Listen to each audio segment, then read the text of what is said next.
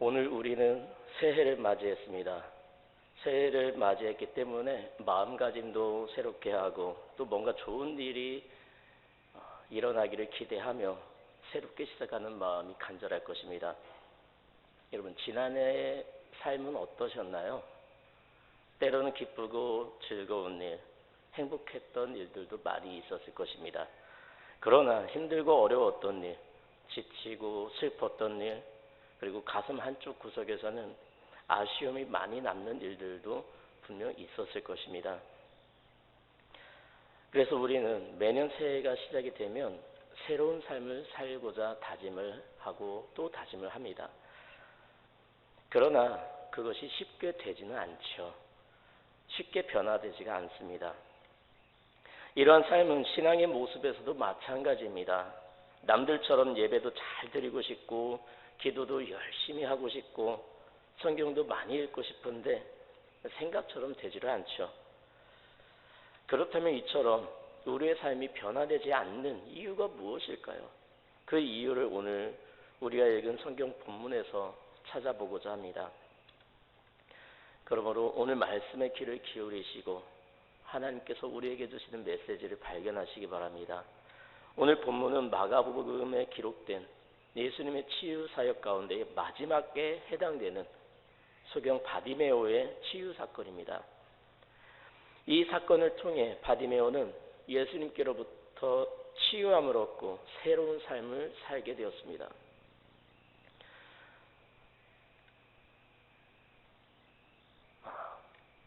그렇다면 오늘 본문에서 바디메오는 어떻게 새로운 삶을 살게 되었을까요? 46절부터 48절은 바디메오가 예수님께 소리질러 치유를 호소하는 장면입니다. 바디메오는 여리고에 살던 맹인이었지요. 마태복음 20장 29절부터 34절을 보면 바디메오는 다른 거지들과 함께 여리고 성문 옆에서 구걸하면서 살아가던 사람이었습니다. 당시 유대의 헤롯 왕정 시대에는 구제의 대상이었던 사람들이 삶의 한 방책으로 구걸을 통해 생활을 할 수밖에 없었습니다. 이와 같은 배경에서 생각을 해볼 때 바디메오는 날마다 쉬지 않고 살기 위해 구걸했음을 알 수가 있습니다. 그런데 만약 예수님께서 여리고 성문을 지나가실 때에 바디메오가 그날과 그 시간 구걸하는 것을 포기하고 집에 머물러 있었다면 과연 바디메오가 주님을 만날 수 있었을까요? 비록 맹인이었고 천한 거지였지만 자기에게 주어진 일터를 성실하게 지키고 있었기 때문에 그는 예수님을 만날 수 있는 행운을 얻게 된 것이지요. 사람들은 하나님의 복을 누리기 위해 많은 일로 동분서주합니다. 그러나 하나님의 복은 먼 곳에 있는 것이 아닙니다. 현재의 자리, 현재의 상황에서 성실하게 살아가는 사람들에게 주어지는 것이죠. 여러분, 앞에서 말씀드린 대로 비록 구걸하는 일이었지만 이 바디메오는 성실하게 자신에게 주어진 일을 감당하고 있었습니다. 바디메오라는 이름은 디메오의 아들이라는 뜻입니다. 결국 이 바디메오는 자기 이름도 없는 사람이었습니다. 거린이었고 장애인이었으며 비천한 집안 출신이라는 삶의 악재를 이기고 희망으로 살아갈 수 있는 사람은 극히 드물 것입니다. 그럼에도 불구하고 오늘 바디메오는 늘 희망으로 살았습니다. 즉 하나님의 메시아를 만날 수 있는 기회를 기다린 것이죠. 이는 그의 정확한 신앙 고백을 통해 알 수가 있습니다. 바디메오가 뭐라고 외치죠? 다윗의 자손 예수여. 여러분, 이 말이 무슨 뜻입니까? 유대 백성들이라면 메시아께서 다윗의 자손으로 오실 것이라는 사실을 이미 알고 있었습니다. 왜냐하면 성경에 그렇게 예언이 되어 있었기 때문이죠. 또 그는 여러 가지 장애에도 불구하고 자기에게 주어진 기회, 즉 그리스도를 만날 기회를 기다린 것입니다. 이와 같은 삶의 희망과 의지가 바로 신앙의 큰 요소가 됩니다. 바디메오는 자신에게 주어진 일에 성실했고 메시아를 만나고자 하는 열망이 있었기 때문에 예수님을 만났고 또 예수님을 통해 치유함을 얻을 수가 있었습니다. 기독교와 타 종교의 치유 사이에는 여러 다른 점이 있는데요. 타 종교에서는 치유의 기적은 그것을 행하는 사람의 능력으로 돌립니다. 언제나 가진 능력이 있기 때문에 병을 고칠 수 있다고 장담을 합니다. 그러나 기독교에서의 치유 사건은 치유 사역을 행하는 사람의 능력이 아니라 하나님께서 필요한 때에 사람을 통해 일을 하시는 것이죠. 본문에서 바디메오의 치유는 하나님께서 일하신 역사이고 은혜인 것입니다. 바디메오는 소문을 듣고 예수님을 찾아왔습니다. 이 자체가 은혜인 것입니다. 또한 다윗의 자손 예수여 나를 불쌍히 여기소서라는 부르짖음 역시 예수님의 결정만을 바랄 수밖에 없는 연약한 인간의 모습을 잘 보여주고 있는 것이죠.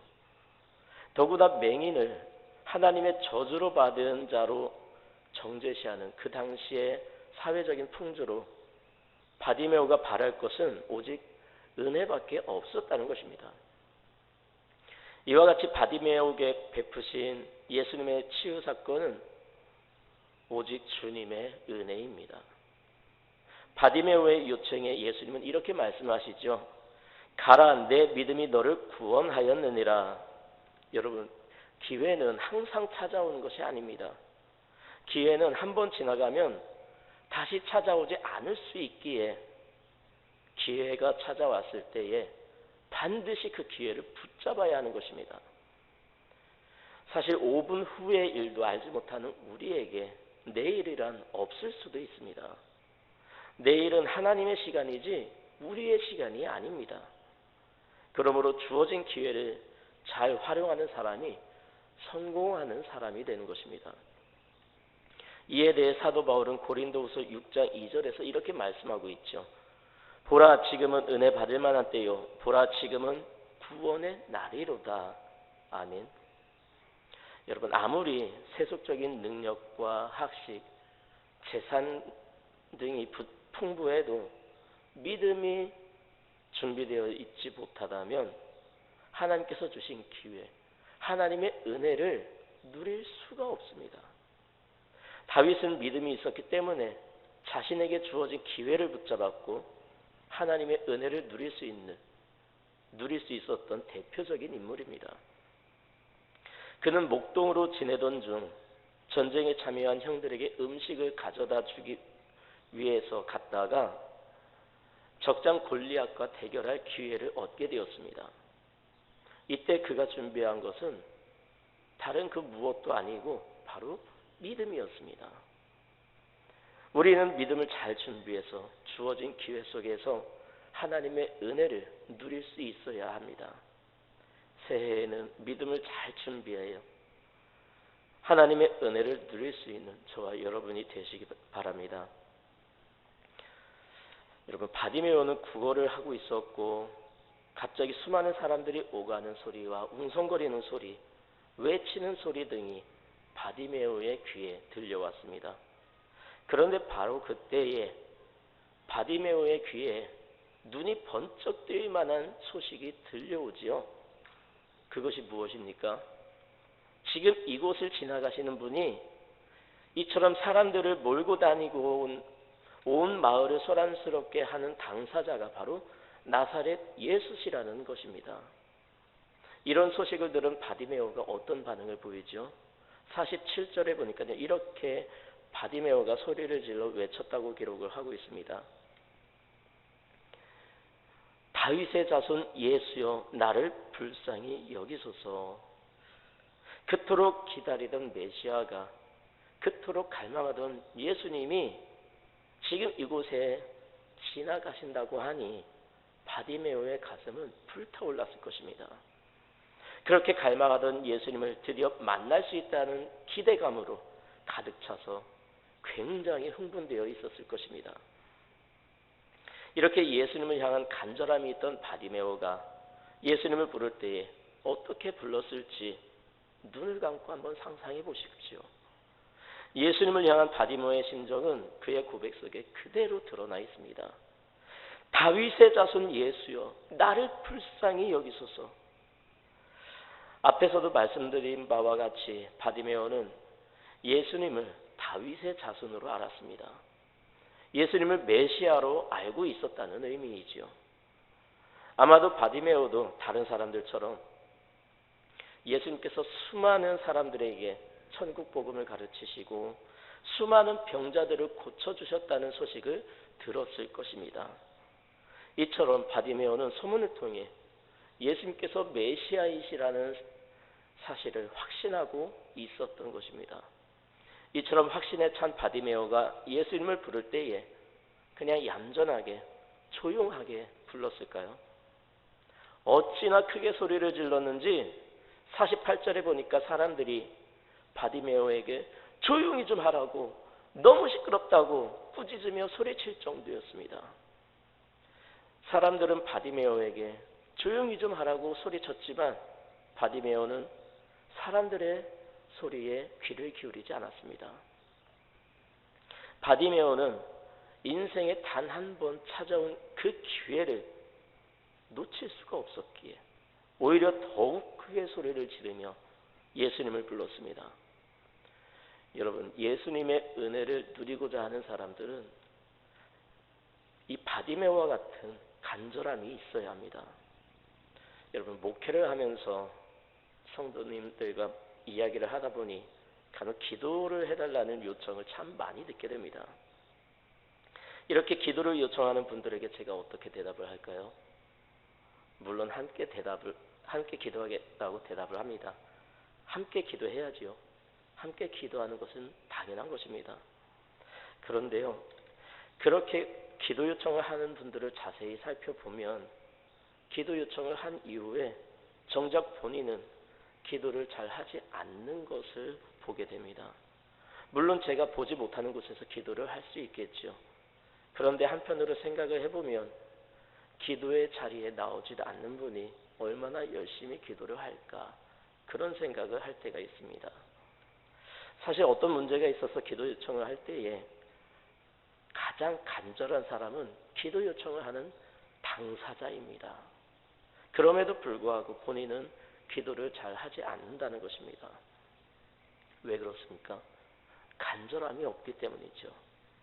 간절함이 없으니 아무리 기도를 해도 하나님께서 그 기도에 응답을 하시지 않는 것입니다. 여러분, 예수님께서 지나가신다는 소식을 들은 바디메오는 너무나 간절하게 부르짖었습니다. 이는 자신을 도와주실 분이 오직 예수님밖에 없었기 때문에 이 단 한 번의 기회를 놓칠 수가 없었던 것입니다. 바디메오의 간절함이 얼마나 크다는 것을 보여주는 말씀인 것입니다. 주님께서는 이런 부르짖음에 응답을 하시지요. 또한 바디메오는 주위 사람들의 멸시와 천대도 포기하지 않았다는 것입니다. 성장과 성숙은 장애를 극복하는 자에게 주어지는 훈장과도 같은 것입니다. 삭개오에게는 작은 키와 앞을 막는 수많은 사람들이 장애가 되었고, 수제자 베드로는 인간적인 혈기가 장애가 되었고, 오늘 본문의 바디메오에게는 많은 사람들의 편견과 멸시로 인한 꾸짖음의 장애가 있었습니다. 그러나 삭개오는 나무에 올라감으로 장애를 극복했고, 베드로는 성령님의 인자하심을 경험한 후에 혈기가 변하여 적극적인 선교 사역으로 나타나게 되었으며, 오늘 본문의 바디메오는 더욱 크게 소리질러 이르되 다윗의 자손이여 나를 불쌍히 여기소서라는 이 간절한 부르짖음으로 장애를 극복하여 주님의 치유하심을 경험하게 되었습니다. 새로운 삶을 살게 된 것이죠. 여러분, 주님을 향한 간절함이 회복되어 새해에는 새로운 삶으로 나아가실 수 있기 바랍니다. 바디메오가 이처럼 간절하게 더욱 소리를 높여 예수님을 부른 것은 그에게 확신에 찬 믿음이 있었기 때문입니다. 맹인이었던 바디메오에게는 예수님께서 지나가시는 바로 그때가 일생일대의 마지막 기회라고 생각을 했기 때문에 그는 절박한 마음으로 예수님을 부르짖은 것입니다. 여러분, 신앙생활이란 항상 절박함의 연속입니다. 한시도 주님을 떠날 수가 없는 것이 신앙인의 절박한 삶이지요. 우리는 사단과 늘 선한 싸움을 싸워 이겨야 신앙의 삶을 살아갈 수가 있습니다. 또 나의 정욕과 세상의 유혹과도 싸워 이겨야 합니다. 결국 우리는 늘 위기 속에서 살고 있는 것이죠.